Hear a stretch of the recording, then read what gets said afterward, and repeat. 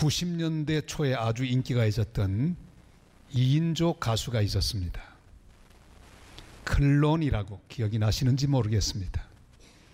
굉장한 인기가 있었습니다. 그런데 얼마나 인기가 좋았던지 그 이름을 살짝 바꾸어서 자기들의 그룹 이름으로 사용하는 그룹도 있었습니다. 클론이 아니라 클롬, 이래 가지고는 사람들을 재밌게 했던 그룹도 있었습니다. 얼마나 크고 싶은 열망이 많았던지 클롬이라고 붙였지만 그렇게 크지는 못했습니다. 사람들은 좀 크기를 다 원하고 있습니다. 그래서 아이들을 향해서 할 수 있는 제일 좋은 덕담이 무엇일까요? 그놈 참 크게 될 놈일세. 그 한마디는 얼마나 기분 좋은 덕담인지 모릅니다. 그놈 참 장군감이로다. 그래도 아주 기분 좋아합니다. 큰 사람 하면 사람들은 떠올리는 모습이 있습니다. 남보다 자리가 더 높은 사람, 남보다 더 많이 가진 사람, 남보다 더 힘이 센 사람, 이 정도 생각하죠. 그게 큰 사람이라고 하는 개념입니다. 예수님이 성령으로 잉태되시기 6개월 전에 한 아기가 잉태됩니다. 그 아기는 훗날 세례 요한으로 불리지요. 천사는 그 아기를 향해 주 앞에 큰 자가 될 것이다, 그렇게 예언하고 말씀했습니다. 그 당시 성전 봉사를 위해 제사장들이 준비되었는데 모두 2만 명의 제사장이 24 반열로 나누어져서 성전 봉사를 했습니다. 한 그룹당 약 900명의 제사장들이 있었습니다. 순서대로 성전을 봉사하는데 이 900명도 그냥 하는 게 아니라 제비를 뽑습니다. 제일 중요한 성전에 분향하는 일, 그것을 위해 제비를 뽑는데 제비 뽑힌 사람만 들어가서 분향할 수 있었습니다. 그러니까 분향하는 일은 일생에 한 번 올까 말까 하는 아주 중요한 그런 기회였습니다. 세례 요한의 아버지 사가랴에게 놀라운 기회가 왔습니다. 드디어 백성들 대표로 나가서 분향하는 그런 특권을 얻게 되었습니다. 사가랴는 안에서 분향하는 동안에 바깥에서는 백성들이 함께 기도하고 하나님을 경배했습니다. 백성들을 위해 기도하는 동안에 사가랴는 제사장의 기도를 하나님 앞에 드렸을 것입니다. 백성을 축복하고 하나님의 영광과 하나님의 은혜가 그들에게 임하기를 간절히 기도하고 있었을 것입니다. 자, 그러나 제사장도 사람인지라 기도하다 보면 자기 기도도 저절로 하나님 앞에 드려졌을 것입니다. 사가랴의 제일 큰 문제가 뭘까요? 자식이 없는 거예요. 늘 하나님 앞에서 좋은 자식 달라고 하는 기도를 드렸습니다. 그러나 이미 자기 아내도 늙었고 자기도 늙어서 자식을 가지게 될 가능성은 없었습니다. 하나님 앞에 간절히 기도하고 있었습니다.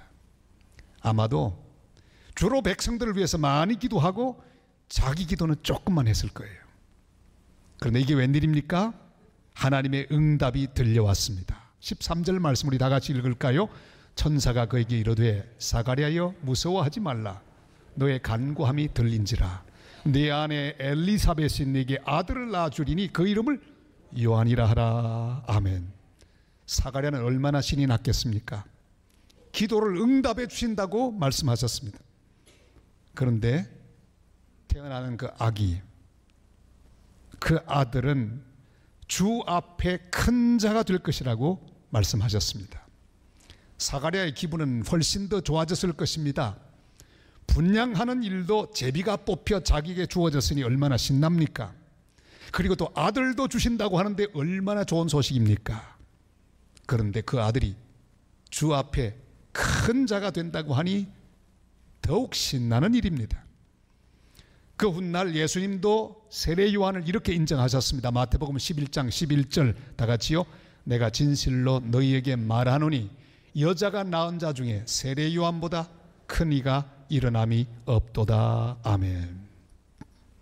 세례 요한을 주 앞에 큰 자라고 했습니다. 그런데 세례 요한의 인생을 가만히 보면 세상에서 생각하는 그런 큰 자의 내용이 아닙니다.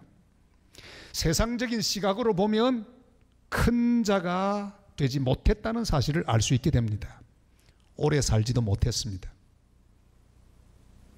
하나님의 말씀을 전하다가 미움을 싸서 그의 목이 잘려 소반에 놓여지는 그런 순교자가 되었습니다. 좋은 음식도 먹지를 못했습니다. 그의 음식은 메뚜기와 석청이었습니다. 좋은 옷도 입지 못했습니다. 약대 트롯을 입었습니다. 광야에서 살았습니다. 자, 그런데 자기를 따르던 제자들마저도 예수님이 부상했을 때 다 예수님을 따라가고 말았습니다. 그러니까 인간적으로 보면 버림받은 존재, 변두리 인생, 고생 많이 하던 존재, 높은 자리에 오르지 못한 존재였습니다. 그래도 주님은 그를 주 앞에 큰 자라고 인정하셨습니다. 세례요한의 그 무엇이 이렇게 주님 앞에 큰 자로 인정받는 삶으로 세웠을까요? 오늘 우리는 주님 앞에 그 사실을 깊이 기억하고 명심해야 합니다. 그는 성결한 사람이었습니다. 그의 그릇은 깨끗했습니다. 주님께서 귀한 것을 담아서 사용할 수 있도록 깨끗하고 성결하게 그의 그릇을 유지하는 삶을 살았습니다. 그래서 그를 향해 큰 자라고 말씀하셨습니다. 15절로 16절 이렇게 말씀합니다. 다 같이요. 이는 그가 주 앞에 큰 자가 되며 포도주나 독한 술을 마시지 아니하며 모태로부터 성령의 충만함을 받아 이스라엘 자손을 주 곧 그들의 하나님께로 많이 돌아오게 하겠습니다. 아멘. 사울 왕은 겉으로 보면 큰 그릇처럼 보입니다. 높은 자리에 올라갔습니다. 호탕한 남자입니다. 대범합니다. 그러나 깨끗하지 못했습니다. 하나님이 담아주신 것을 다 쏟아버리고 말았습니다. 그는 교만한 사람이었습니다. 하나님 더 이상 사울이라고 하는 그릇을 쓰지 않으셨습니다. 삼손도 큰 그릇처럼 보입니다. 힘이 얼마나 세었던지. 많은 사람들은 그를 부러워했습니다. 가진 것이 많았기 때문입니다. 그러나 그릇을 깨끗하게 하는 일에 실패하고 말았습니다. 능력 중에 능력은 바로 거룩의 능력, 성결의 능력입니다. 우리에게 부족한 것은 능력이 아니라 거룩입니다. 우리는 잘못된 기도를 드릴 때가 많습니다. 그저 큰 그릇 되게 해달라고 기도합니다. 능력 있는 사람 되게 해달라고 기도합니다. 그러나 더 중요한 기도의 제목이 있습니다. 깨끗한 그릇, 성결한 그릇이 되는 것. 그것이 큰 그릇, 비싼 그릇, 더 강력한 그릇 되는 것보다 훨씬 더 중요하고 시급한 제목입니다. 하나님은 작은 그릇도 쓰실 수 있습니다. 그릇 작아도 괜찮아요. 여러 번 담아내시면 되니까. 싸구려 그릇도 괜찮습니다. 나무 그릇도 괜찮습니다. 사기 그릇도 괜찮습니다. 하나님 얼마든지 싸구려 그릇도 존귀하게 쓰실 수 있습니다. 금간 그릇도 쓰실 수 있습니다. 그러나 절대로 쓰지 못하는 그릇이 있으니 그게 바로 누추한 그릇입니다. 더러운 그릇입니다. 하나님의 은혜는 더러운 그릇에 절대로 담지 않으십니다. 대림절은 우리의 그릇을 깨끗하게 하는 절기입니다. 사람들에게 인기가 없어도 주님 앞에 깨끗한 자가 큰 자입니다. 사람들 앞에 멋진 사람이라고 인정받는 것보다 하나님 앞에서 깨끗하다고 인정받는 사람이 큰 사람입니다. 디모데후서 2장 20절 21절 이렇게 말씀하시죠. 다 같이요. 큰 집에는 금그릇과 은그릇뿐 아니라 나무그릇과 질그릇도 있어 귀하게 쓰는 것도 있고 천하게 쓰는 것도 있나니 그러므로 누구든지 이런 것에서 자기를 깨끗하게 하면 귀히 쓰는 그릇이 되어 거룩하고 주인의 쓰심에 합당하며 모든 선한 일에 준비함이 되리라. 아멘. 세례 요한은 깨끗한 그릇이었습니다. 그는 술의 힘을 빌리지 않았습니다. 술을 통해 위로를 받으려고 하지 않았습니다. 오직 위로부터 오는 성령의 은혜로 사는 사람이었습니다. 누가 큰 자입니까? 크신 하나님에게서 오는 위로, 크신 하나님에게서 오는 능력으로 사는 사람, 그가 큰 자입니다. 에베소 5장 18절이 이렇게 말씀하시죠. 술 취하지 말라. 이는 방탕한 것이니 오직 성령으로 충만함을 받으라. 아멘. 우리는 세상으로부터 온 위로를 받으려고 하지 말아야 합니다. 술로부터는 힘으로 살려고 하지 말아야 합니다. 술로부터는 위로를 받고 살려고 하지 말아야 합니다. 누가 큰 사람입니까? 크신 하나님이 주시는 힘과 그 위로, 그 은혜로 사는 사람이 큰 사람입니다. 우리는 오직 주님만을 바라보아야 합니다. 날마다 성령으로 충만하여 그 힘으로 살아가는 크신 하나님의 큰 사람들 다 되시기를 주님의 이름으로 축원합니다. 2001년도에 죽은 유대인 작가 예힐 니누어라는 사람이 있습니다. 그는 악명 높은 유태인 포로 수용소 아우슈비츠에서 살아남은 생존자입니다. 그는 전쟁 끝난 다음에 유대인을 가스실로 보내 다 죽게 만들었던 아이히만 전범, 그가 숨어 살다가 잡혔습니다. 전범 재판 가운데 바로 니누어가 나와서 증언하게 되었습니다. 증언하려고 섰는데 최초로 아이히만의 얼굴을 그가 직접 보게 되었습니다. 갑자기 이 니누어는 오함을 지르면서 쓰러져 울기 시작합니다.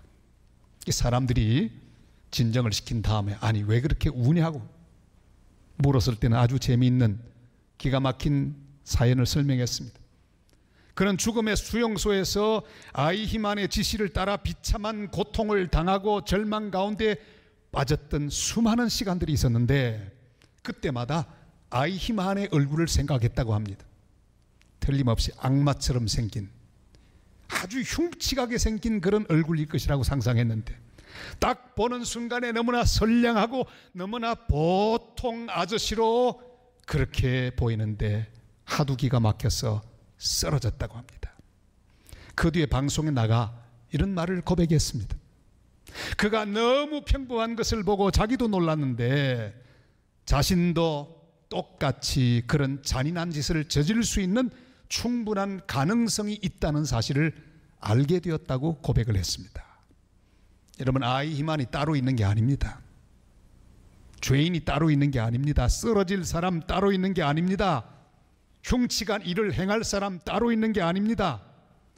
우리 다 누구나 그렇게 될 수 있습니다. 늘 자기를 살피고 깨끗하게 하며 성령의 도움을 의지하여 성령 충만한 삶을 살지 않으면 우리도 어느 순간에 아이히만 같은 존재로 떨어질 수 있습니다. 우리 모두는 성령으로 말미암아 충만해져야 합니다. 성령의 은혜로 자신을 거룩하게 유지하는 자, 그가 큰 자입니다. 날마다 성령 충만하여 성결을 유지하고 거룩을 유지하여 우리 인생의 그릇, 마음의 그릇을 깨끗하게 하고 주님께 날마다 쓰임받는 복된 큰 그릇들 다 되시기를 주님의 이름으로 축복합니다. 세례 요한을 큰 자라고 한 것은 그가 자기 자신을 위해 준비하는 인생을 산 것이 아니라 주를 위하여 준비하는 인생을 살았기 때문입니다. 17절이 이렇게 말씀하고 있죠. 다 같이요. 그가 또 엘리야의 심령과 능력으로 주 앞에 먼저 와서 아버지의 마음을 자식에게 거스르는 자를 의인의 슬기에 돌아오게 하고 주를 위하여 세운 백성을 준비하리라. 아멘. 세례 요한의 위대함이 여기 있습니다. 그는 자기 중심으로 사는 자가 아니었습니다. 철저하게 자기를 보내신 하나님의 뜻을 이루기 위해 사는 것, 그게 세례 요한의 중심이었습니다.